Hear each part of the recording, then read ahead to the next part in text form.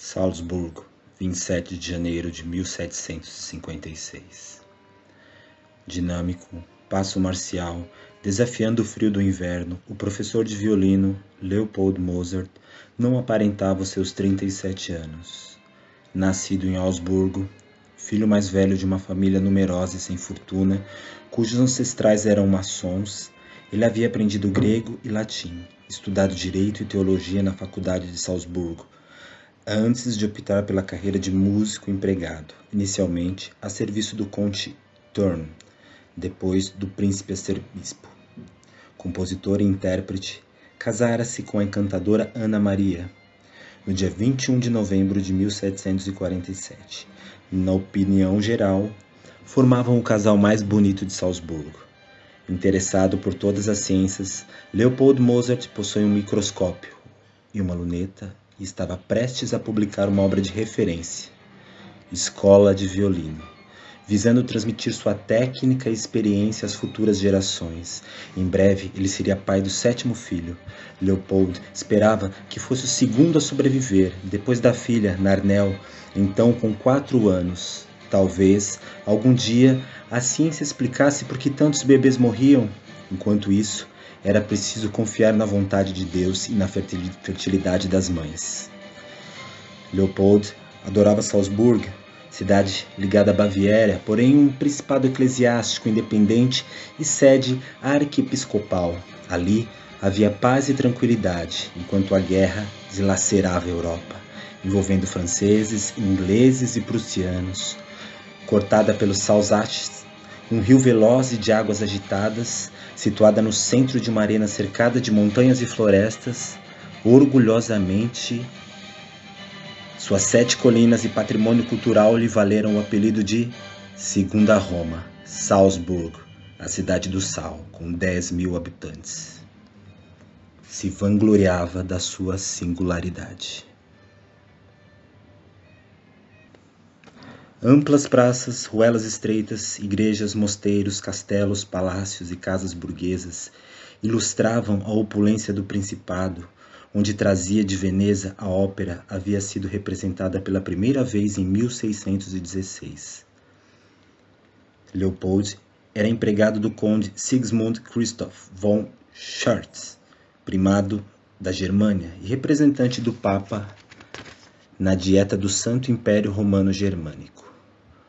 Hostil aos protestantismos, numa cidade profundamente influenciada pelos beneditinos, o poderoso personagem apreciava a música agradável e de bom gosto. Toda a vida de Salzburgo era centrada na corte. Brilhante e culta, venerada pela pequena nobreza, pelos burgueses ricos, pelos funcionários do governo e pelo baixo clero, essa sociedade harmoniosa convinha perfeitamente a Leopold, feliz em poder gozar dos favores de um príncipe tão generoso. Porém, a privilegiada situação não o livrava de uma angústia maior. A sua querida esposa daria à luz uma criança viável e conseguiria se recuperar? Nascida no dia de Natal de 1720, Ana Maria era uma excelente dona de casa. Viver sem ela seria uma dura provação. Mas por que se deixar levar pelo pessimismo? A gravidez transcorrera sem o menor incidente e o médico da família parecia tranquilo. A forte saúde de Ana Maria e o seu apetite considerável não eram a garantia de um parto feliz? Perdido nos próprios pensamentos, Leopold Mozart esbarrou num homem baixo vestido de cinza. Desculpe-me, estou um pouco preocupado. Nada de grave, espero. Não, minha esposa em breve dará à luz. Parabéns, desejo-lhe muitas felicidades, senhor Mozart, músico na corte do príncipe arcebispo. Prazer em conhecê-lo, que o destino lhe seja auspicioso. Leopold se afastou a passos largos, lutando contra o vento gelado. Nem pensar em perguntar o nome do transeunte. Que importância tinha isso num dia tão difícil? O homenzinho de cinza era um jovem policial a serviço da coroa da Áustria, Joseph Anton, conde de Pergen. tinha uma obsessão, a crescente influência das sociedades secretas. Com plena anuência da imperatriz Maria Teresa, que detestava os franco-maçons, Anton queria se especializar nessas forças ameaçadoras. Elas não tinham o objetivo inconfessável de derrubar o trono e conquistar o poder, destruindo a religião, a moral e a sociedade? Poucos ministros e dignatários tinham consciência do perigo. Alguns deles consideravam Anton um maníaco, um policial não se importa com as críticas. Dia após dia, organizava dossiês e tecia uma rede de informantes capaz de lhe fornecer indicações confiáveis. Infelizmente, os superiores lhe atrapalhavam os movimentos. Não acreditavam num complô, consideravam os franco-maçons similares a meros sonhadores. Por trás dos ritos e símbolos, eles não dissimulavam um perigoso desejo de poder? Se ninguém lhes barrasse o caminho, acabariam vencendo? Joseph Anton pretendia consagrar a sua vida a combatê-los, impedir que causassem prejuízos.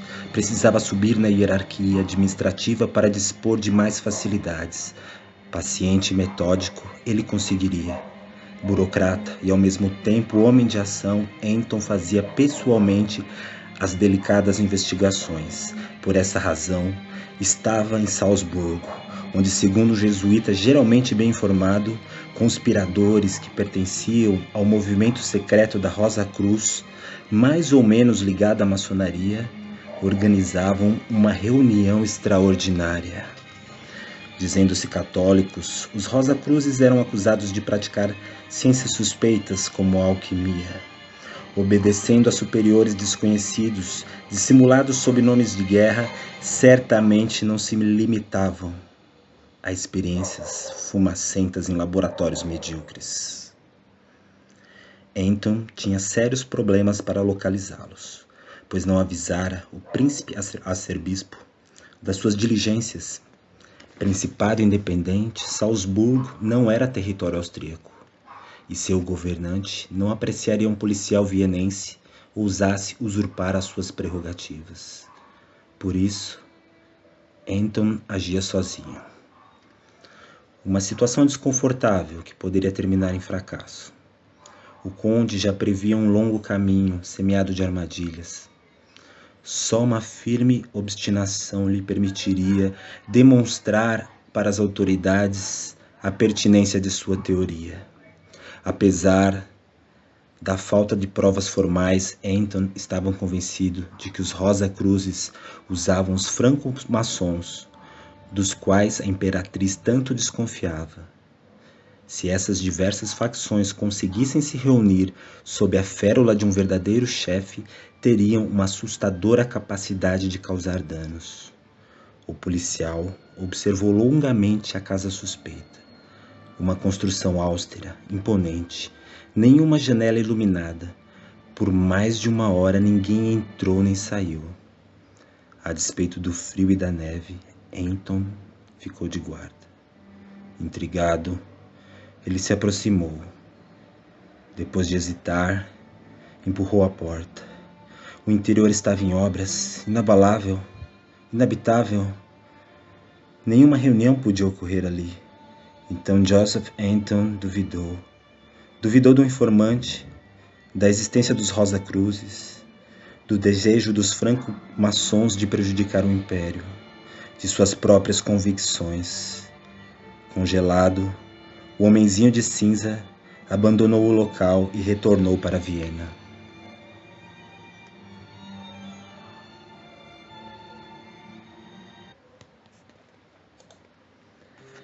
Leopold andava de um lado para o outro, passando e tornando a passar diante de um quadro que representava São João Nepomuceno, protetor de seus fiéis contra a difamação.